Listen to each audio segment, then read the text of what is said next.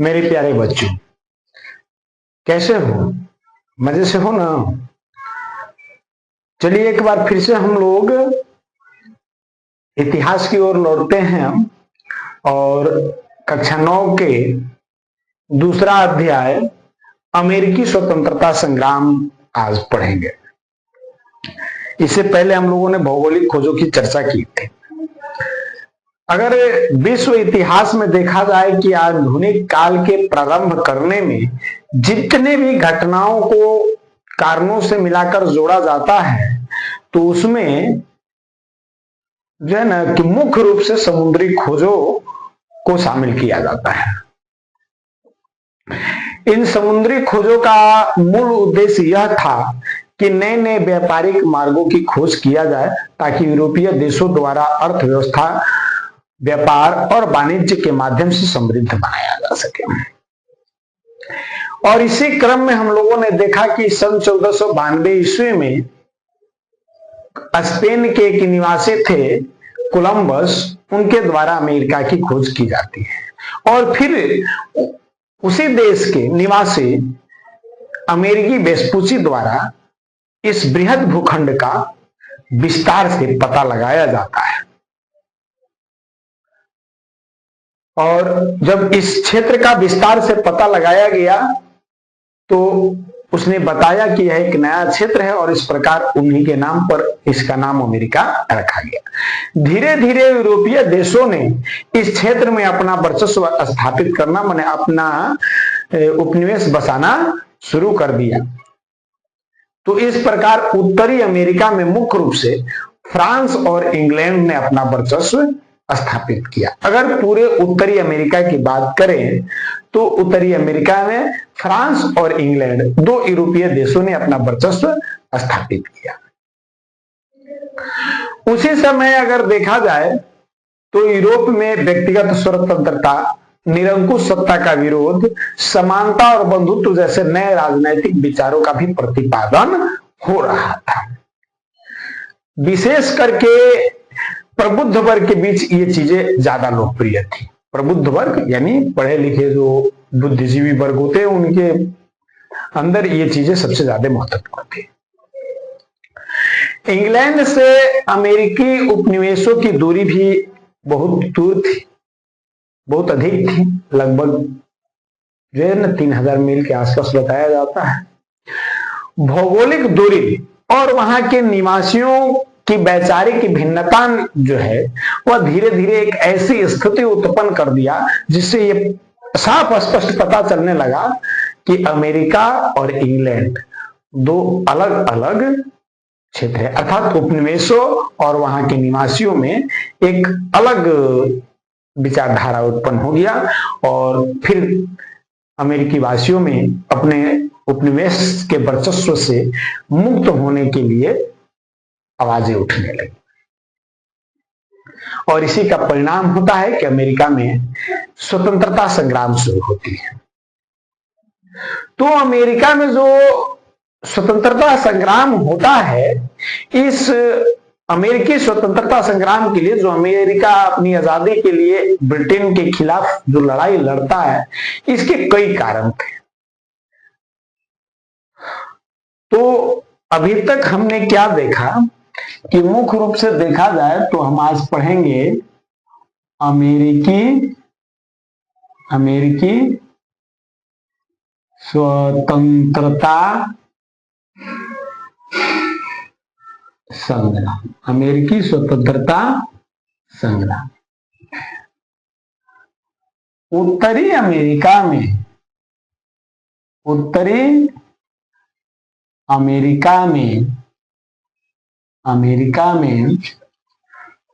France तथा Britain ने अपना वर्चस्व स्थापित किया। यानी पूरे यूरोपीय उत्तरी अमेरिका में देखा जाए तो मुख्य रूप से फ्रांस और इंग्लैंड ने अपना वर्चस्व स्थापित कर लिया। और अगर उस समय की बात किया जाए तो उस समय व्यक्ति की स्वतंत्रता, निरंकुश सत्ता का विरोध, समानता और बंधुत्व जैसे नए राजनैतिक विचारों का प्रतिपादन हो रहा था। और इसी क्रम में जो है कि जनता में जागरूकता आती है। कुछ वहां की भौगोलिक स्थितियां, कुछ वहां के सामाजिक स्थितियां, ये कुछ अर्थव्यवस्था, ये सारी चीजें ऐसा माने परिस्थिति लाकर खड़ा कर देते हैं कि स्पष्ट तौर पर मतभेद उत्पन्न हो जाता है और फिर अमेरिकी वासी अपनी उपनिवेशों से स्वतंत्रता के लिए अग्रसर हो जाते हैं। तो अमेरिकी स्वतंत्रता संग्राम के अगर हम कारण की चर्चा करें तो अमेरिकी स्वतंत्रता संग्राम के चालू होने के कई कारण थे। इसमें सबसे पहला जो कारण था उपनिवेशों में राजनीतिक स्वसत्ता का अभाव। उपनिवेशों में राजनीतिक स्वसत्ता का अभाव। उपनिवेशों में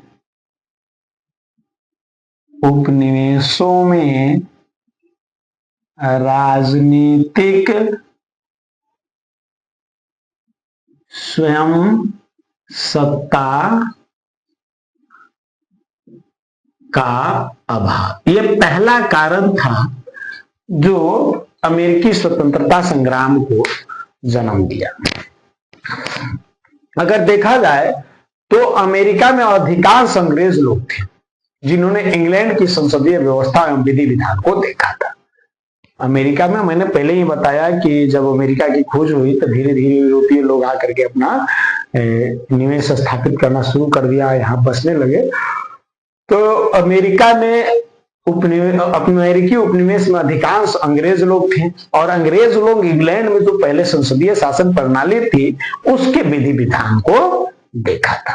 अतः वे उपनिवेशों में भी उसी तरह के प्रजातांत्रिक शासन व्यवस्था, प्रजातांत्रिक व्यवस्था चाहते थे। उन लोगों का इच्छा था कि जिस तरह से इंग्लैंड में संसदीय शासन प्रणाली है उसी तरह अमेरिका में भी संसदीय शासन प्रणाली को अपनाया जाए। लेकिन ब्रिटिश शासक इसके खिलाफ थे। ब्रिटेन के शासक लोग ऐसा अमेरिका में अधिकार देना नहीं चाहते, वे इसके खिलाफ थे। उपनिवेशों में जो शासन होता था तो उपनिवेशों के गवर्नर जो होते थे वह इंग्लैंड के राजा द्वारा मनोनीत करके भेजे जाते थे, जिनको विशेषाधिकार प्राप्त होता था और वे उपनिवेशों के प्रति किसी भी प्रकार से जवाबदेह नहीं थे, उत्तरदायी नहीं थे। यानी जिस कहने का मतलब अमेरिकी उपनिवेश पर शासन उन लोग कर रहे थे तो अमेरिकी की जनता के आप शासन कर रहे हैं तो वहां की जनता आपसे सवाल पूछ सकती है, लेकिन इसके प्रति वो कोई जवाबदेह नहीं थे, कोई उत्तरदायी नहीं थे। इसीलिए संघर्ष की स्थिति वहां उत्पन्न हो गई।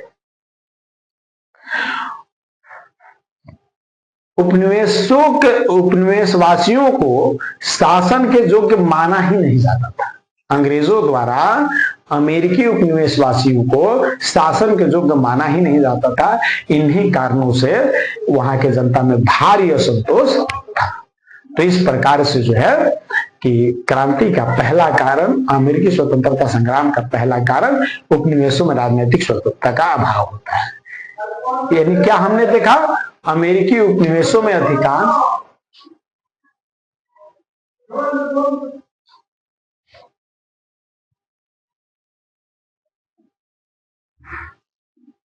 अमेरिकी उपनिवेशों में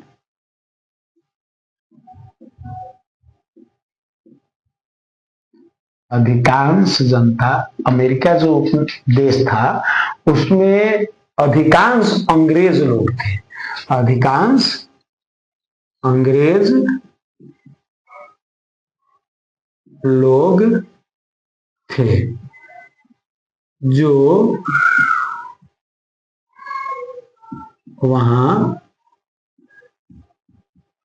संसदीय शासन प्रणाली को देखा था, संसदीय शासन प्रणाली को देखा था। इसीलिए वो लोग चाहते थे कि अमेरिका में भी इसी प्रकार की शासन व्यवस्था स्थापित किया जाए। लेकिन ब्रिटिश शासक इसके खिलाफ थे। और उपनिवेशों के जो गवर्नर होते थे, उपनिवेशों के गवर्नर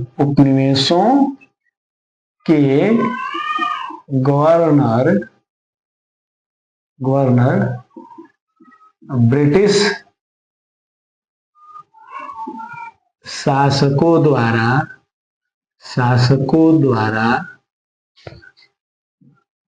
मनोनीत किए जाते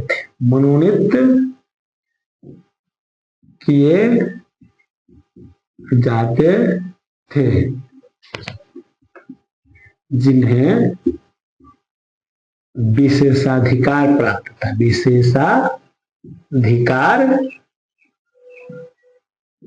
प्राप्त था। और ये किसी भी प्रकार से उपनिवेशवासियों के प्रति उत्तरदायी नहीं थे, इसलिए संघर्ष की स्थिति बन गई। अब आप मान लीजिए शासन कर रहे हैं तो जनता तो आपसे ही सवाल करेगी, आपसे ही मांग करेगी, लेकिन इसके प्रति गवर्नर कोई उत्तरदायी नहीं थे, जवाबदेह नहीं थे, इसीलिए जनता में संघर्ष की स्थिति उत्पन्न हो गई।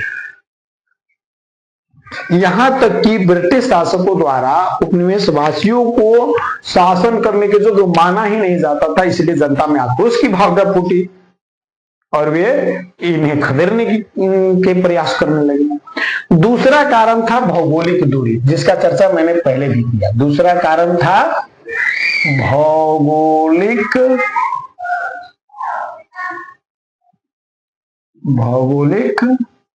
दूरी। अब भौगोलिक दूरी की बात करें तो इंग्लैंड और अमेरिका के बीच भौगोलिक दूरी काफी अधिक थी। यह दोनों क्षेत्र, इंग्लैंड और अमेरिका की बात करें तो अटलांटिक महासागर के ये दोनों दो छोर पर बसे हुए थे। एक तट पर अटलांटिक महासागर के एक तट पर इंग्लैंड था और दूसरे तट पर अमेरिका था। अब ऐसे में जो है कि यातायात एवं संचार साधनों का अभाव था।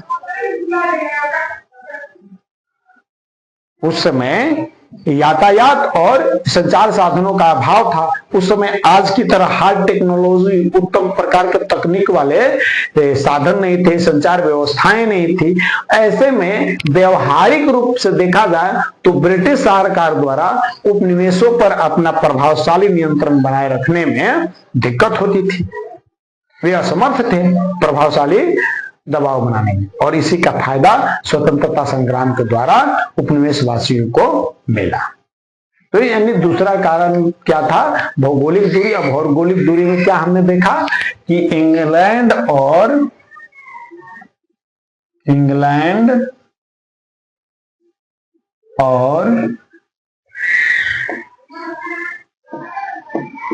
अमेरिका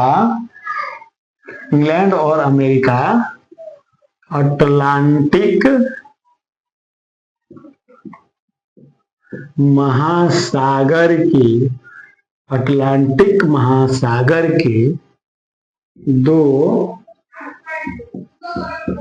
अलग छोर पर स्थित थे। तो ये दूसरा कारण हो गया। तीसरा, धार्मिक एवं सामाजिक व्यवस्था में मतभेद। तीसरा कारण था धार्मिक एवं सामाजिक व्यवस्था में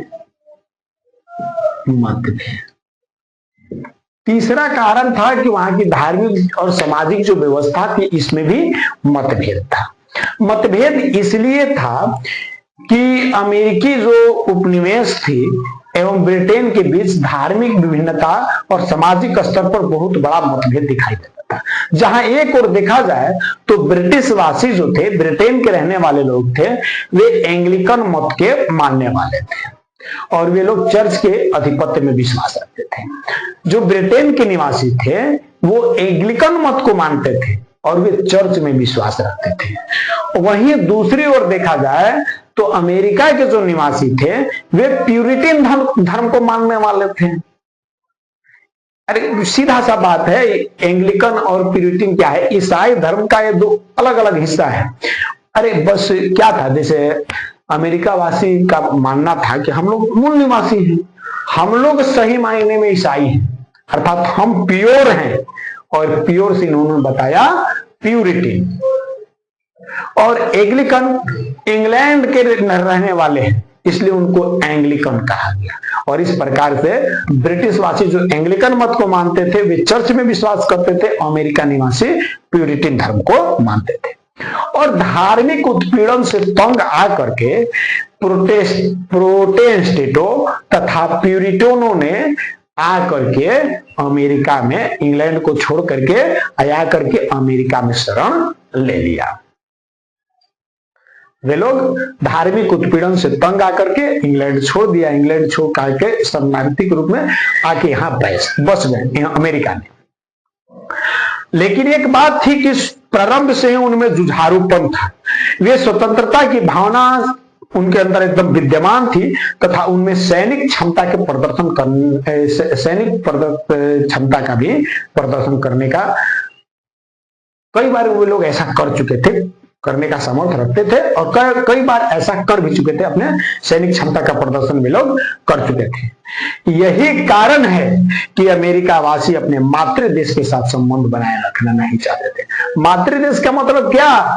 जहां उनका जन्म हुआ था, अर्थात इंग्लैंड उनका मातृ देश हुआ, तो वे अपने मातृ देश से किसी भी प्रकार का संबंध स्थापित नहीं रखना चाहते। इधर ब्रिटिश समाज सामंतवादी एवं कुलीन व्यवस्था पर आधारित था।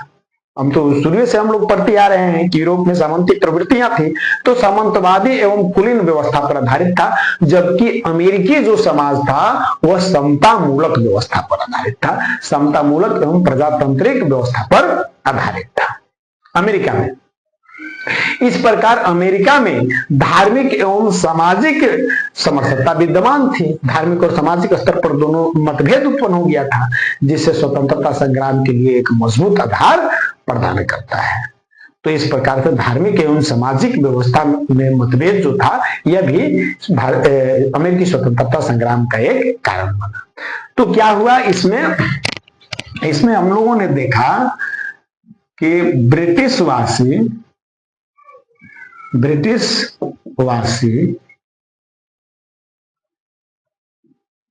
एंग्लिकन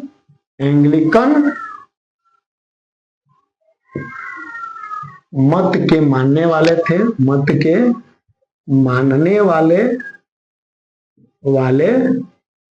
थे, तथा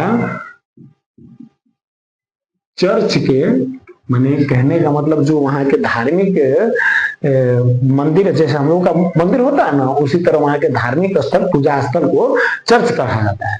तो वे लोग चर्च के आधिपत्य में विश्वास रखते थे।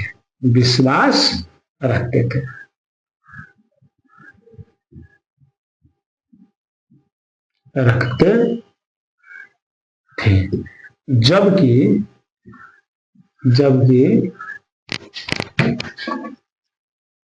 अमेरिका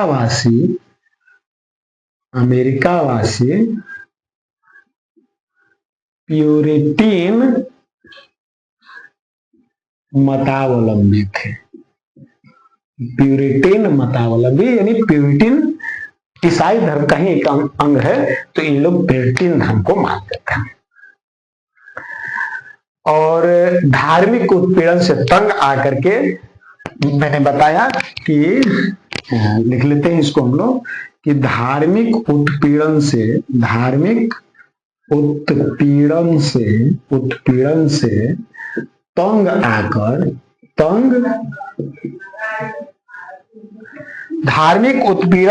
तंग आकर के प्रोटेस्टेंटों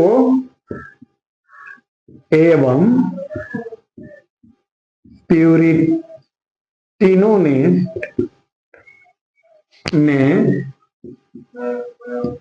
इंग्लैंड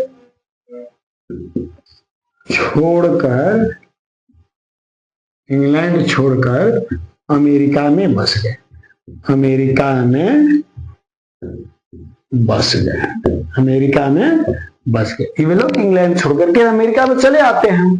और अमेरिका में वो लोग आते तो हैं, लेकिन एक चीजें उनके अंदर जो विशेषताएं थी वो प्रारंभ से ही जुझारूपन थे, और कई बार वे लोग अपने सैन्य क्षमता का प्रदर्शन भी कर चुके थे। इसीलिए वे लोग माने हार मानने वाले नहीं थे, और वे लोग अपने मातृ देश से किसी भी प्रकार का संबंध नहीं रखते थे।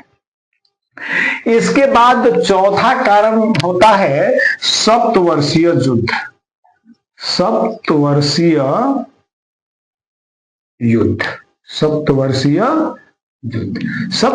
युद्ध भी अमेरिकी स्वतंत्रता संग्राम को भड़काता है। इसमें क्या हुआ, सप्तवर्षीय युद्ध जो है इंग्लैंड और फ्रांस के बीच 1756 ईस्वी से लेकर के 1763 ईस्वी के बीच लड़ा गया था।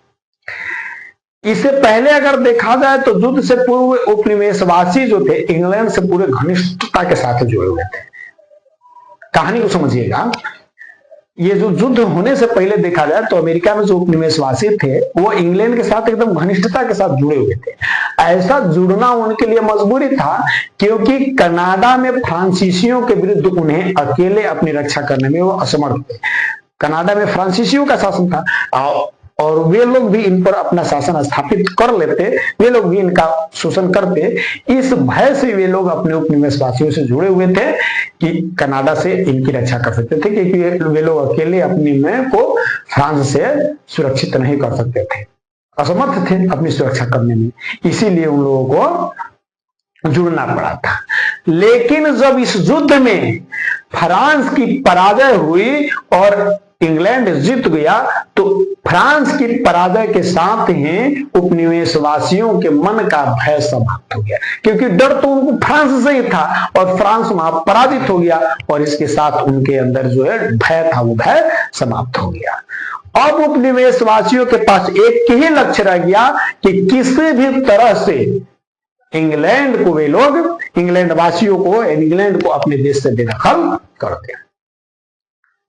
इस युद्ध पर टिप्पणी करते हुए प्रोफेसर पोलार्ड ने कहा कि फ्रांस की पराजय ने अमेरिका वासियों की स्वतंत्रता की इच्छा को भड़का दिया।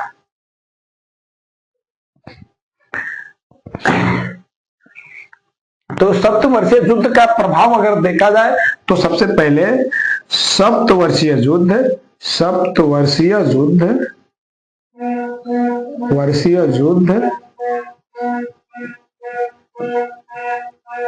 इंग्लैंड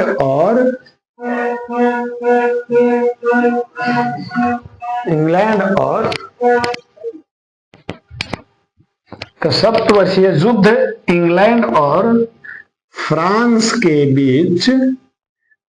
इंग्लैंड और फ्रांस के बीच 1756 ईस्वी से 1765 ईस्वी तक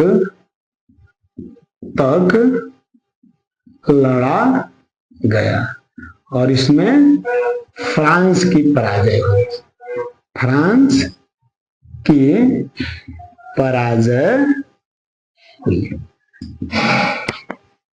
इस युद्ध के बारे में हमने अभी बताया कि प्रोफेसर पोलार्ड क्या कहते हैं। प्रोफेसर पोलार्ड इस पर टिप्पणी करते हुए कहते हैं कि फ्रांस की पराजय ने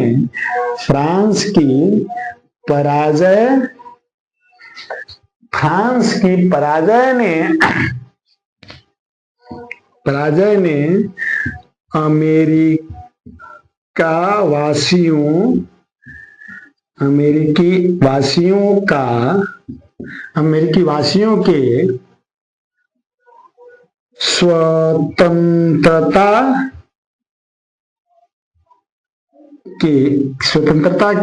का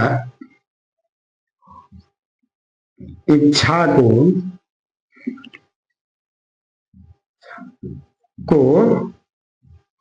भड़का दिया।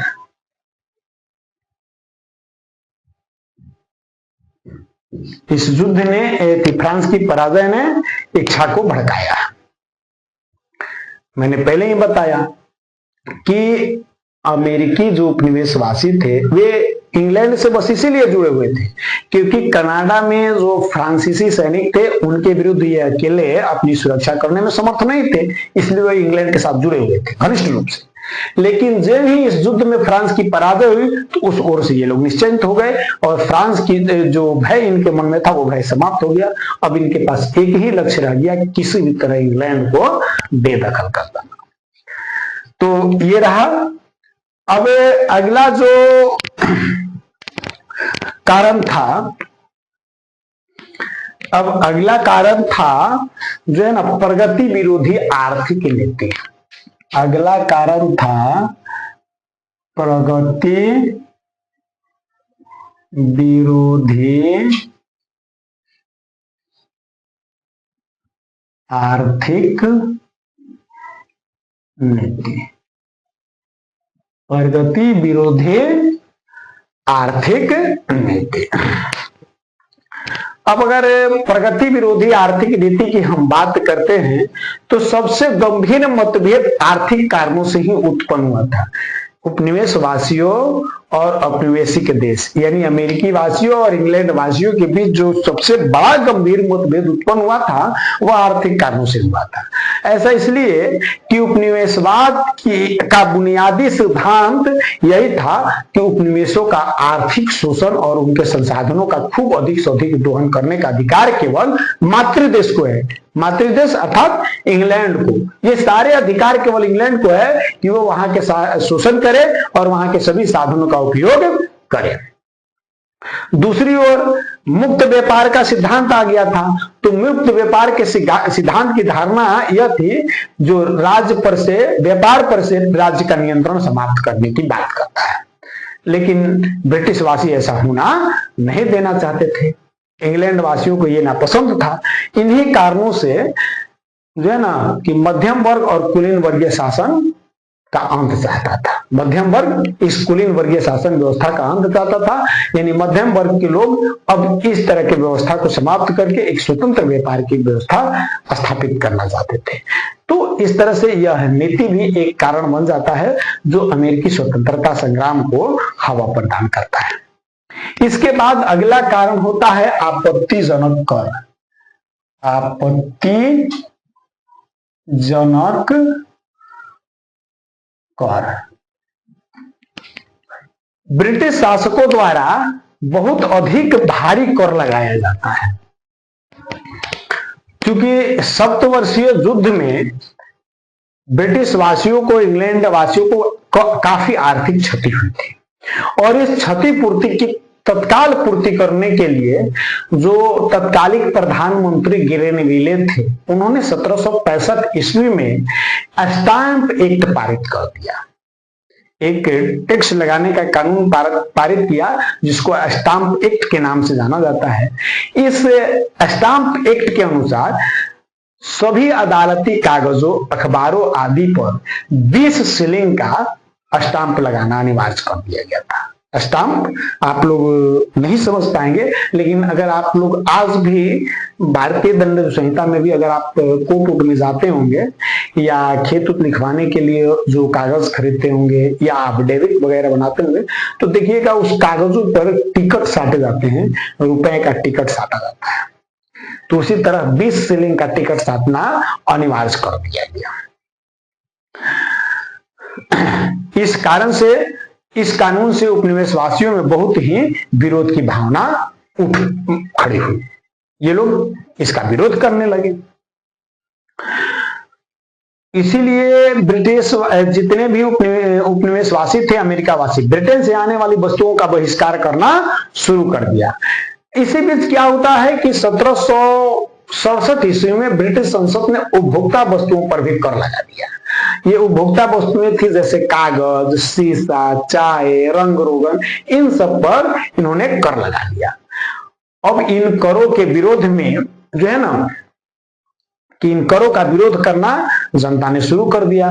वे इस अत्यधिक कर को के बोझ को सह नहीं पा रहे थे, इसलिए इसका विरोध करना शुरू कर दिया। इसी के विरोध करते हुए सैमुअल एडम्स ने नारा दिया, प्रतिनिधित्व तो नहीं तो कर नहीं। उसके बाद कुछ परिस्थितियां उत्पन्न होने लगी अमेरिकी स्वतंत्रता संग्राम की, और वहां अमेरिकी स्वतंत्रता संग्राम के लिए स्वाधीनता के पुत्र एवं स्वाधीनता की पुत्रियां नामक संस्थाएं भी स्थापित की गई। तो यह छठवां कारण है आपत्तिजनक कर, जिसके कारण जनता में विद्रोह की भावना, उपनिवेशवासियों में विद्रोह की भावना उठी और स्वतंत्रता संग्राम का कारण बना। तो क्या किया गया? सबसे पहले 1765 ईस्वी में प्रधानमंत्री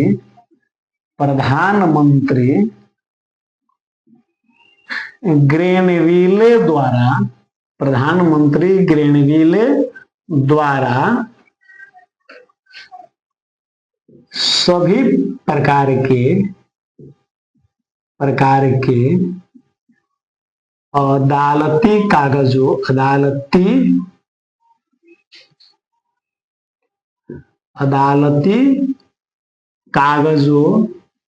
कागजों एवं अखबारों पर 20 शिलिंग के स्टाम्प लगाना जरूरी हो गया।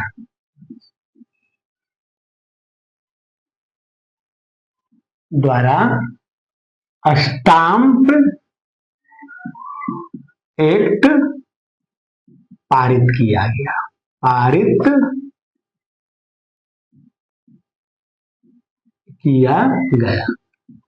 ग्रेनविले द्वारा 1765 ईस्वी में स्टाम्प एक्ट पारित किया गया, जिसमें 20 शिलिंग के जो है ना स्टाम्प लगाना अनिवार्य किया गया, और जिससे जनता में आक्रोश की भावना उठ गई, विरोध करना शुरू कर दिए। इसी बीच क्या हुआ? 1767 ईस्वी में उपभोक्ता वस्तुओं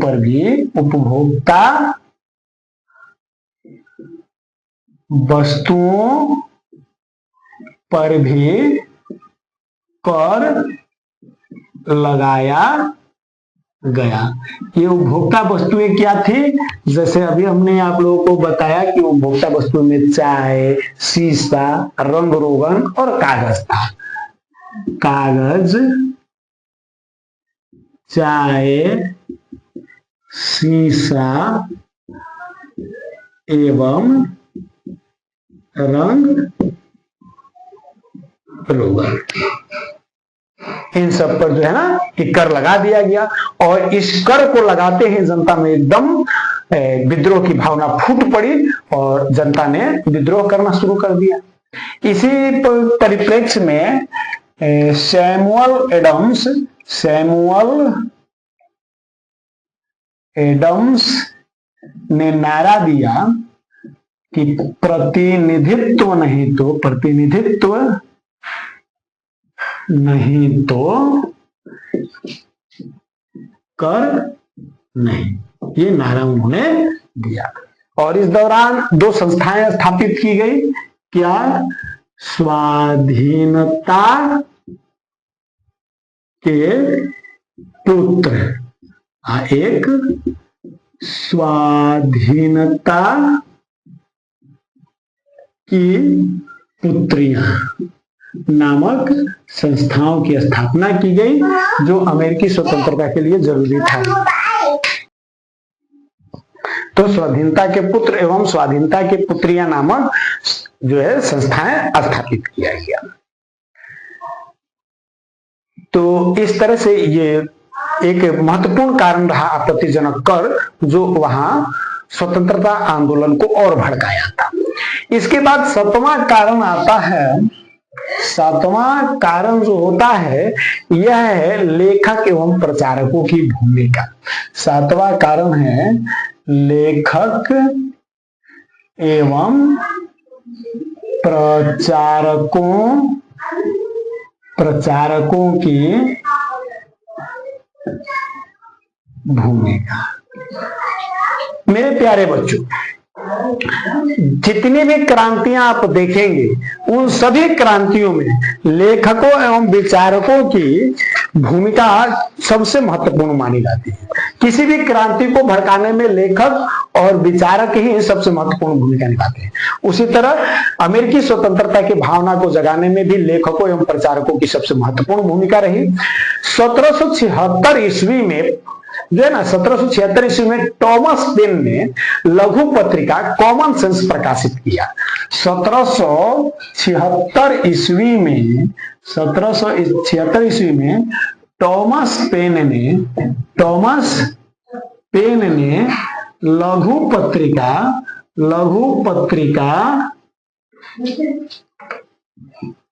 कॉमन सेंस प्रकाशित किया। इस पत्रिका में अमेरिकी स्वतंत्रता को अति प्रभावशाली एवं उत्तेजक शैली में जो है ना कि लिखा गया था। अमेरिकी स्वतंत्रता के लिए ये कहा जाए कि बहुत ही प्रभावशाली ढंग से और उत्तेजक ढंग से अमेरिकी स्वतंत्रता की आवश्यकता पर बल दिया गया था कि हम लोगों का यह अधिकार है और हमें यह मिलना चाहिए, इसके लिए हम लोग अपनी जान की कुर्बानी भी दे देंगे। उसने राजतंत्र पर करारा प्रहार किया और इधर टॉमस जेफरसन ने भी उपनिवेशवासियों के विद्रोह करने के अधिकार का समर्थन किया और उनकी बढ़ती स्वतंत्रता की इच्छा को और भड़काने का काम किया। टॉमस जेफरसन ने भी उपनिवेशवासियों के विद्रोह के अधिकारों का समर्थन किया। यानी टॉमस जेफरसन ने भी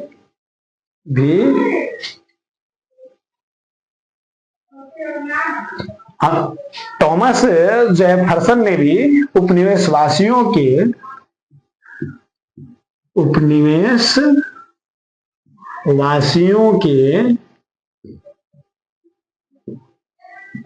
विद्रोह का समर्थन किया और इस प्रकार अमेरिकी स्वतंत्रता संग्राम को भड़काने का काम किया। और इसके बाद जॉर्ज तृतीय की जो निरंकुश नीति थी, यह भी एक कारण बन जाता है अमेरिकी स्वतंत्रता संग्राम का। जॉर्ज तृतीय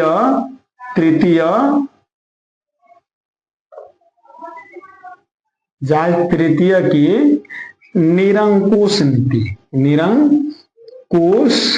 नीति उस समय जो है ना, इंग्लैंड के शासक जॉर्ज तृतीय थे। वे सत्ता संभालने में अमेरिकी उपनिवेशों के प्रति एकदम निरंकुश नीति अपना लिया था। निरंकुश नीति का मतलब उन्हें जनता के प्रति जरा सा भी लेन देन नहीं था, जनता के सुख दुख से कोई मतलब नहीं था। वे केवल अपने बारे में सोचते थे और उनके द्वारा फैसला, बस वो सोचते थे कि मैंने जो फैसला किया वही सही है। उनके इस नीति का इंग्लैंड में भी जो है ना कि आलोचना की गई है। इंग्लैंड में भी वो अलोकप्रिय हो गए थे। वह व्यक्तिगत शासन के सिद्धांत में विश्वास रखते थे, और जबकि इंग्लैंड में मंत्रिमंडलीय शासन की शक्तियां बढ़ रही थी।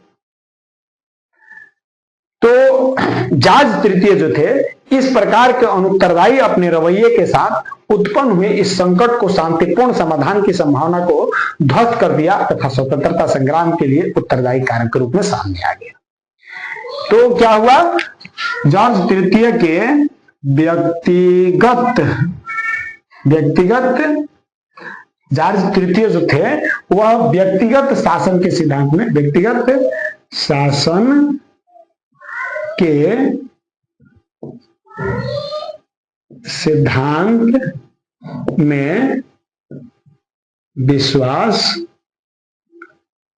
करते थे, जबकि इंग्लैंड में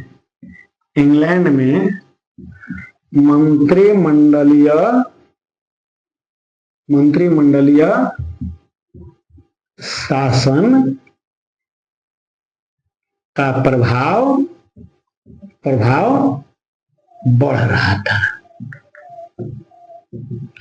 इस कारण से वहां की जनता जो है ना कि काफी असंतुष्ट थी, और जो है ना कि जॉर्ज तृतीय के प्रति वे लोग जॉर्ज तृतीय की इस प्रकार के अनुत्तरदायी रवैये के खिलाफ ये लोग एकदम विद्रोहित हो गया।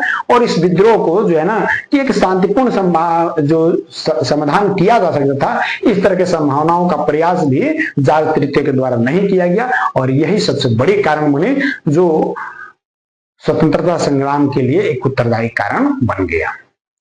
तो मेरे प्यारे बच्चों, ये सभी जो 8 कारण मैंने आप लोगों को बताया, यही अमेरिकी स्वतंत्रता संग्राम के प्रमुख 8 कारण थे। इसके बाद मैं एक कारण को छोड़ रहा हूं, इसलिए छोड़ रहा हूं क्योंकि वह तत्कालिक कारण है, और उस तत्कालिक कारण के साथ ही यह संग्राम शुरू हो जाएगा। तो मैं चाहता हूं कि अमेरिकी स्वतंत्रता संग्राम के दौरान ही मैं आप लोगों को ये कारण पढ़ाऊं, तो इसलिए इसको रोक दिया।